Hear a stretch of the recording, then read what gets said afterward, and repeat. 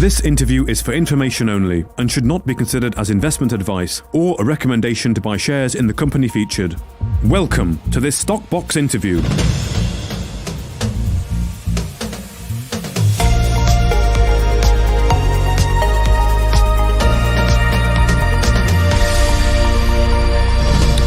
Hello and welcome to the Research Talks podcast on Stockbox with Alan Green. Here we are again. Alan, we missed a week last week, but how's it been? You say it's been quite a busy week for you. It has, Mark. Yeah. Good morning, everyone. It's been a very busy week, and these four-day weeks are often busier than you might expect. We've had a lot of announcements to publish this week. We've had quite a few interviews to do, and all the rest of it. So yeah. And the thing is now, I'm actually dreading when I look at my forward diary for the day and I see a blank day. I actually dread it because I know full well it's going to fill up rapidly. If I've actually got stuff lined up, it's usually quieter because I'm then planned and ready for when they come along. But yeah, and that's been the case this week. You know, it looked quiet to start with, but it's been anything but. Well, can't complain if you're busy. Hey, now certainly in June as well. You know, as we're going into this kind of summer lull period, let's see what the markets do throughout this summer. But Yes, we're going to be talking about a tech company first of all, aren't we? That's Acuity/Drumz, and I say that because it's changing its name. So that's the first one we're going to talk about. They've just they're transitioning over to the new name, aren't they? At some point, and yes, business there, we can get a good insight into that risk management software that they're into. And then you're going to bring us up to speed on one of our all-time favourites, POW. Yeah, well, I wanted to revisit POW. We discussed some of the parts valuation, and we've done this on occasions. And I just thought, Paul has stepped down. He's still on the board, of course. Sean has now stepped up and he's chief executive. There have been a few developments, but some of the parts valuation is still very much in play. And I think we've all seen what's happened to the share price since Paul stepped down. I'm not saying it's down to him at all. We're seeing other resource and commodity stocks fall to similar levels. So I think it's just good really to remind ourselves of why we're invested into POW and what the sum of the parts valuation effectively equals. The market might not value it at that, but the fact is that these projects are out there. They're all active. They've got teams of people working on them, and they're very much alive and well. So it's important, I think, to remind ourselves of that, even though, as I say, the market doesn't put a valuation that's really in any way aligned with the company at present. Indeed. Okay, well, I look forward to that because I don't think we have spoken about POW since the change of board. I'm not sure since Paul obviously left. So good to get your take on that again. But let's start with Drumz, or Acuity, as it's going to be known. Yeah. So Acuity Risk Management Group has a niche software product, and of course, Mark, we have spoken about a number of companies that have niche offerings. Obviously, Ondo is a very good case in point with their offering in the insurance sector, and it's often that innovative companies develop a product or an asset that occupies a niche corner of the market, and then of course the opportunity grows. They're able to scale up, and then their offering is noticed by other companies in the sector, larger companies, and of course eventually gets taken out or eventually develops a life of its own. And that's certainly the case with Acuity Risk Management, which is a company that specializes in governance, or GRC, governance, risk management and compliance software, using an award-winning platform called Stream.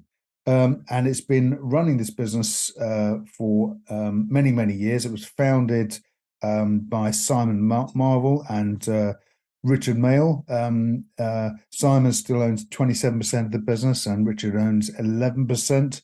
And they've slowly and steadily built this business up over the past few years to the point where they now have a business that's growing. They have a pipeline of business that is double that of the previous year, and I'll go into the numbers shortly on that. But so of course the company has developed its offering to generate revenues in a number of ways. Firstly, the company generates revenues from software licensing. So the Stream platform is sold as software as a service or as a private cloud delivery. Typically, it's sold on a 3-year license. So it then provides professional services. It generates revenues from these, which is initial consultancy, so confirming requirements and needs for the company, and then designing the Stream platform around the needs and the business processes of that company, and then of course the actual build itself. So of course in doing this, they'll have sold the product into different businesses. Once that platform is established, it then makes the sales process much easier, because they can then take examples that have been designed specifically for certain industries, take that out to other players in the industry, and then of course the actual resale process becomes easier because they've then got a track record they can demonstrate, and of course it's then just a case of replicating and building and developing from there. So the final part of course is test and handover, and the company generates subscription and consultancy revenues from this. That's predominantly in the UK. The company has a good foothold in Europe. It's developing, or fast developing, a foothold in the USA and Canada and the rest of the world. But the company's taken a number of leaps forward this year. Of course, Drumz, the company that's the actual listed vehicle, has slowly been acquiring the shares in the business. And it announced a few days ago that it had acquired the rest of the shares. So effectively now it's a wholly owned entity, and the company will change its name from an investment, or change its structure from an investment company into an operating company, and it'll change its name to Acuity Risk Management. And that process will be completed sometime in the next few months. So back to those numbers again. Also worth noting as well that Kerry Chambers, who's been with the company for many years, has been instrumental in driving its growth. Kerry was appointed as Chief Ops Officer in April this year, and she's really been responsible for overseeing the process. And of course, I mentioned those models that they've already established for certain industries, taking those out, getting them to the sales teams, and ensuring that those sales teams can actually go out and replicate and scale up the reselling process. So in the past year, the company published numbers up to March 31st, and we've seen revenues increase to 1.76 million from 1.5 million in the previous year. Margins are steady at 92%, which is good to see, but the renewal rate is significant. The renewal rate previously was 82%. It's now 96%. And on the back of that, the company has a forward sales pipeline of 4.3 million in the next year or so, and that's compared to 2.3 million this time last year. So that's hugely significant, and I think that's going to be a great springboard for the company to complete its transition to into an AIM-listed company from evolving from the Drumz vehicle. Also, at the end of last month, that's a few days ago, of course, the company announced it had secured a new partnership with Netitude, and Netitude is a cybersecurity specialist, and they've now become resellers of Stream, integrating Stream into Netitude's cybersecurity solutions. So again, it's just another indication that as the company grows, as those models the company takes out and resells start to scale up, the sales process starts to accelerate. Those forward revenues double the previous year already. So we're seeing the company growth really starting to accelerate now, and at a very timely point, given that the listing is about to transition from Drumz into Acuity. So, Chief Executive now, Simon Bennett, of course, driving the company forward. Simon Marvell, the founder and executive, is still a director on the board, but there are some very talented people within the business, and also people that I think have a vision to take the company to the next level, because you could see a product like Acuity being integrated or snapped up by a software and services provider within the sector. And of course, we've spoken about ESG governance. This is Acuity is embedded right in the middle of that, and this is a huge cornerstone fundamental issue for businesses going forward. And of course, Acuity has developed this platform, and it ticks all the boxes in that regard. So I think it's got everything it needs to really accelerate and grow the business into this fast-growing market. Great. Well, thank you, Alan, for that synopsis. I think this software as a service is something that's not new, is it? But I think it's perhaps it's becoming new in the recent years, and this sort of business model. You see a lot of companies going around this sort of subscription model, software as a service idea, which is really quite lucrative, really quite a good business model, I think. It is. It's a hugely lucrative area, but it also turns that business into a cash cow as well, because you've got that, and I think the numbers speak for themselves. The forward sales pipeline from last year, and you get to that value inflection point in the life of any company where the opportunity is realized, the market in effect comes to you. And I think certainly with the ESG compliance and risk processes being so much front and center for companies operating nowadays, the fact that this company goes in, it's got a series of templates it can use to apply to particular businesses, but of course it's got a consultancy business if it does find a company that has a particular set of needs that perhaps aren't catered for by existing models. So that's the exciting thing here. And of course, as they scale up, the platform becomes more complex. It becomes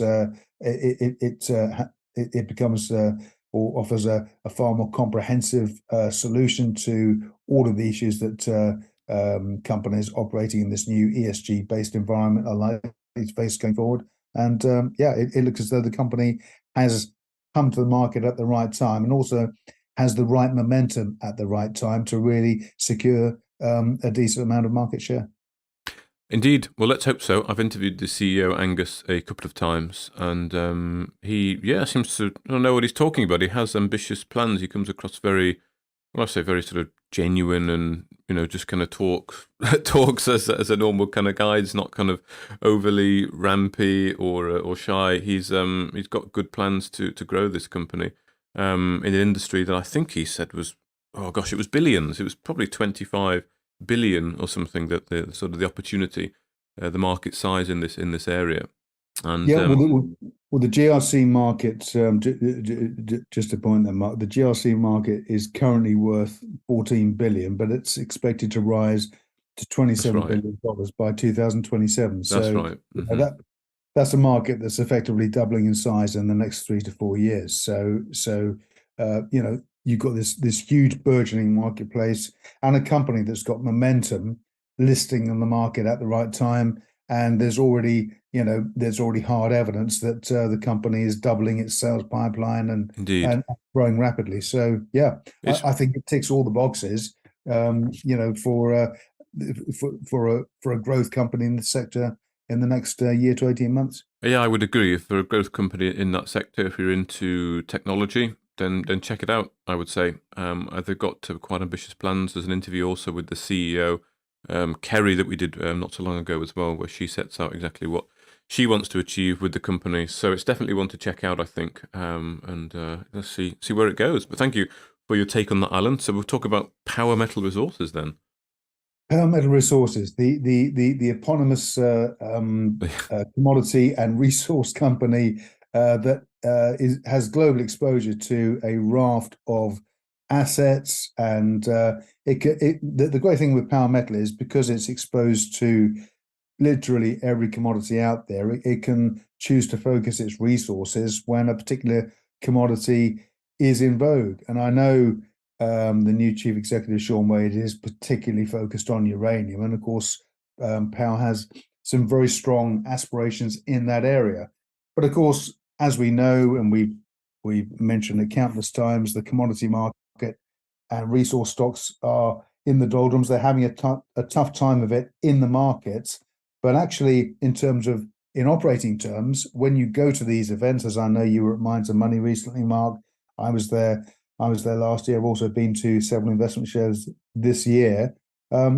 There's people are there, they're seeing opportunity, investors are busy, they're keen to get involved, they see value in the markets, and that's a great sign to me, and that says that, yeah, we're bumping along the bottom at the moment. It's a tough time for all of us, because I know you're invested in these stocks, I'm invested in these stocks, and yeah, sometimes you look at the portfolio and go, geez, God, if only, if that just turns there, if that happens there, I've got a multi-bagger portfolio on my hands. But of course, that will happen when it will happen, and we saw what happened during COVID. But the market will eventually come to us. I believe we're in this commodity super cycle, and there are some commodities that will be hugely important in the coming years. But certainly, Power Metal has undergone its own transition and change. Of course, Paul Johnson, who we all know very well, he's worked incredibly hard, and you see some chief execs literally devote their life and soul to the company, and Paul, I think, epitomized that. But by Christ, does it take it out of you? It really does. And of course, Paul decided to step aside from the CEO role to focus on some family matters, which is, the most important thing of all. So we respect Paul for that and thank him for his service, but he's still very much involved and still a champion of the business, because he remains, I think, the largest single shareholder. Sean Wade, of course, has come in. I spoke to Sean Wade. I know you have on a number of occasions, Mark. Hugely qualified, and also very well connected. And of course, the company was most recently raised an awful lot of money, and it bought in Turmoil, which wonderful name, by the way, Turmoil. But of course, that's the operating company of the American financier and investor Rick Rule.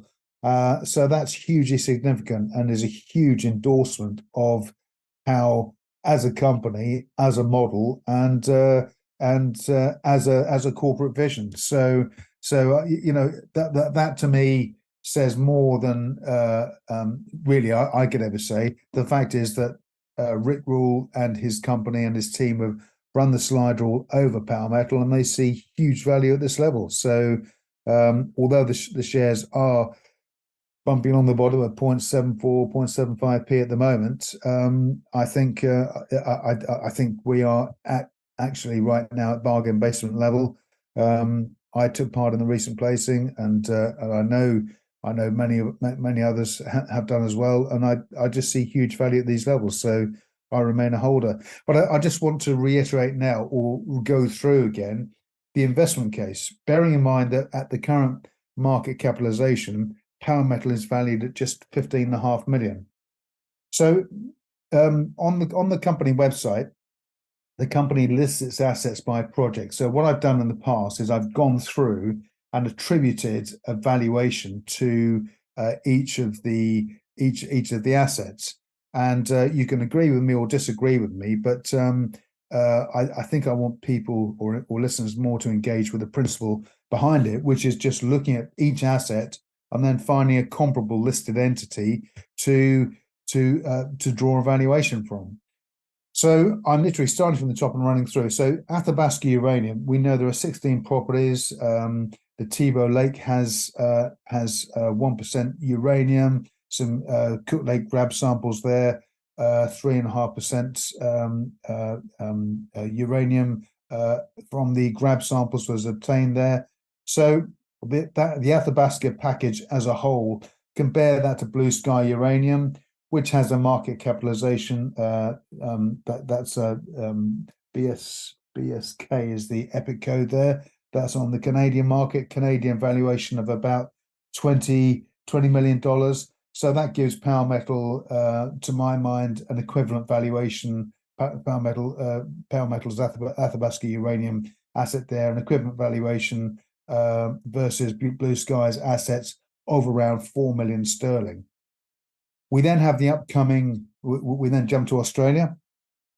We then look at FDR, the First Development Resources. Now, of course, two of the three, the four, in fact, upcoming listed vehicles from the Power Metal stable have listed. That's, of course, First Class Metals and Gold Metal Resources just got away. And FDR, First Development Resources, is due to list later this year.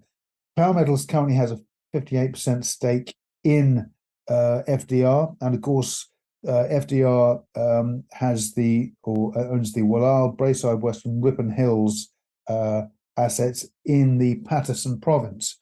Now, Paterson, of course, is famous for a number of mining companies and a number of projects there.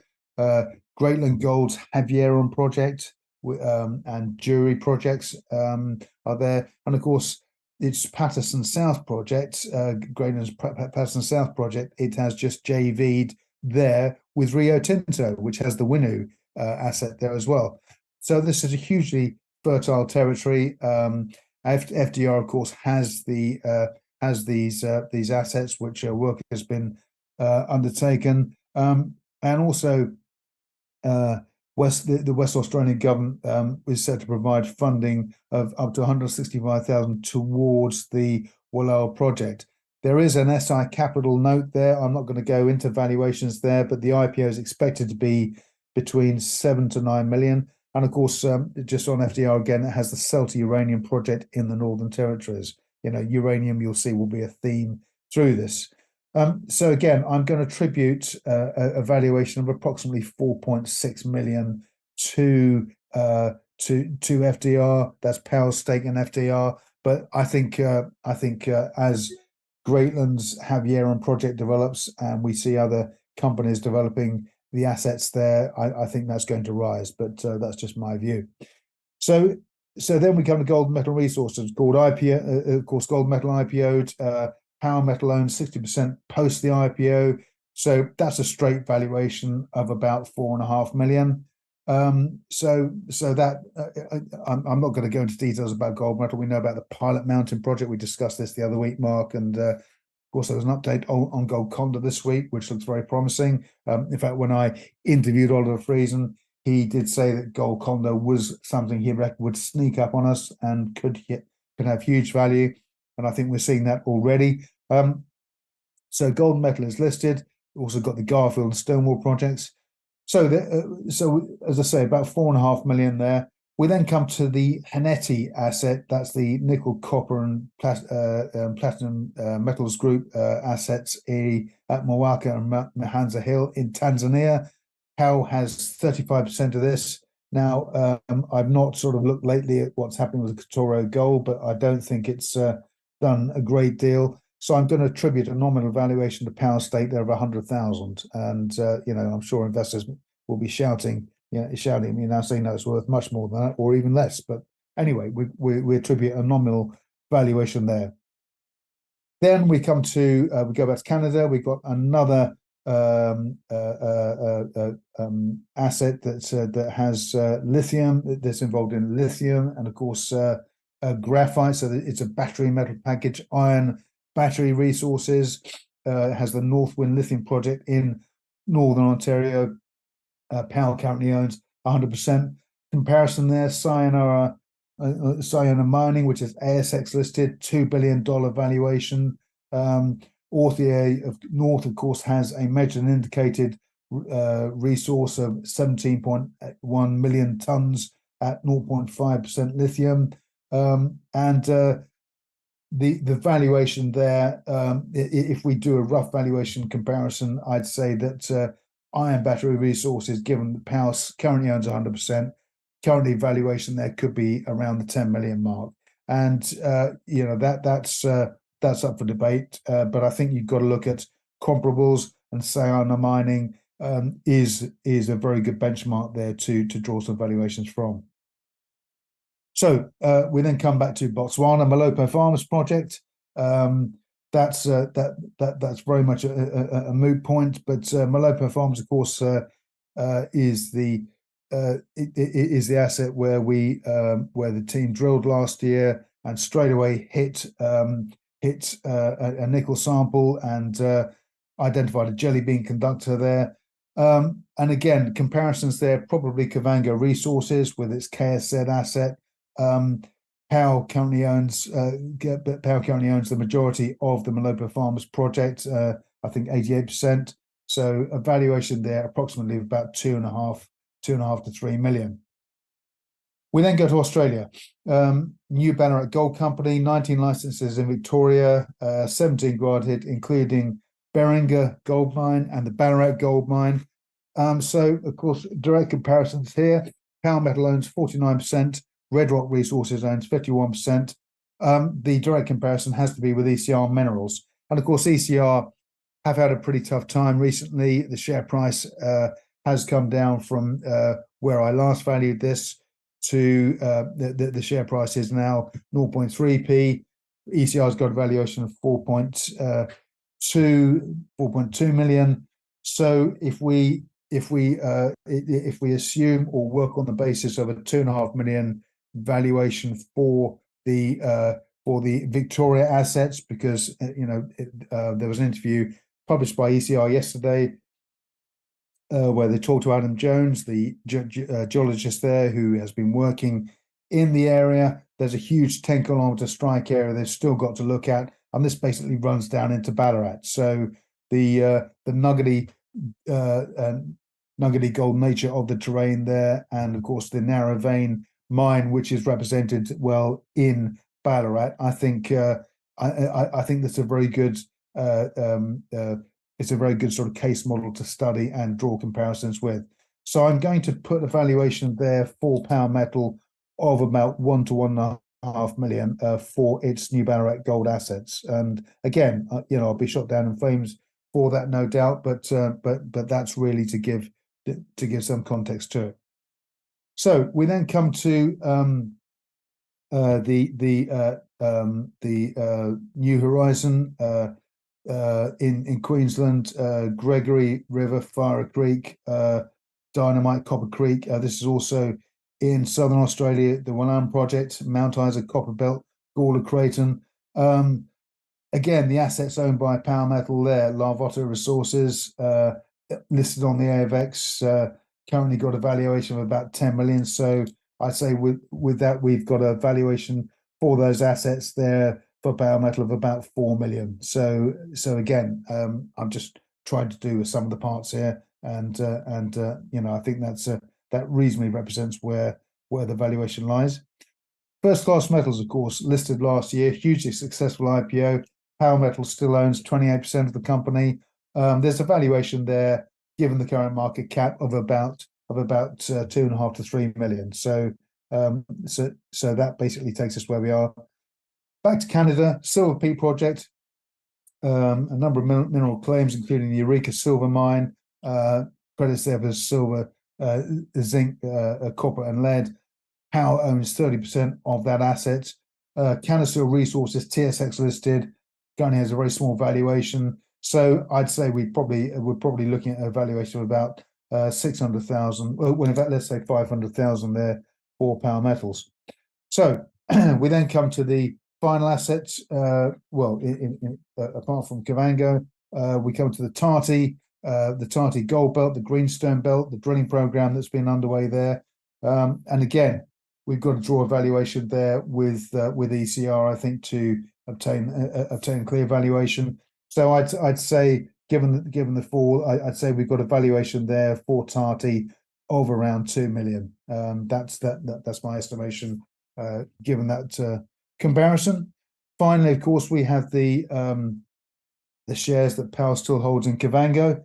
Kavango shares at 1.13p. Power's got valuation of about 600,000.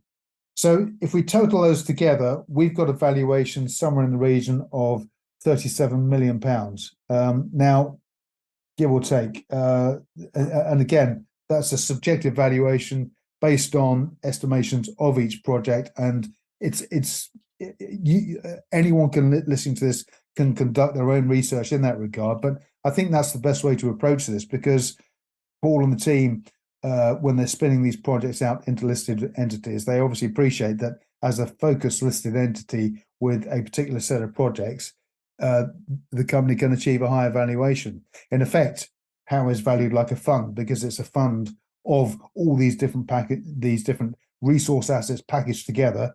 So of course we've only got the sum of the parts really to go on, and I think to my mind it's the best way to value it. So do by all means go through those projects again. If you come up with an alternative valuation, that's great. But the one thing I'll guarantee you is that you'll come up with a valuation that's approximately double, at least, where the current valuation of Power Metal sits.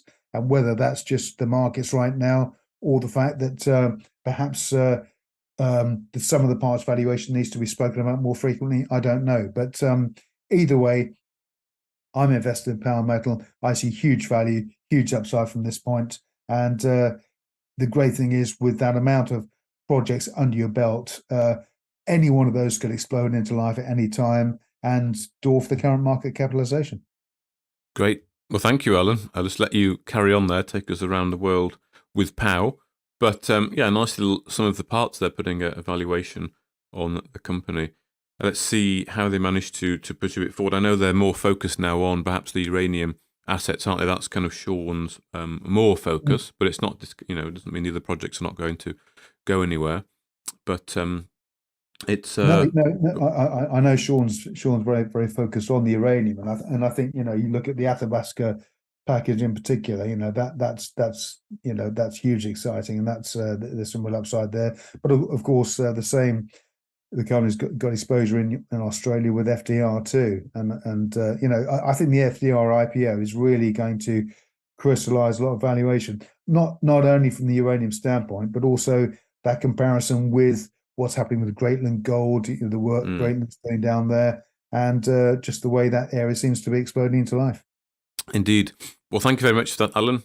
Thank you for your time today, talking to us there about Acuity/Drumz and Power Metal Resources. And I'll speak to you next week. Thanks, Mark. Speak next week.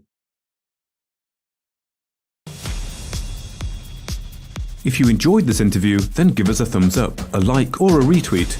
Subscribe to us on YouTube or follow us on Twitter, and hit that notification bell to be the first to know when we release new content. There's loads of great content on our website too, across all our programs at stopboxmedia.com. Thank you for watching.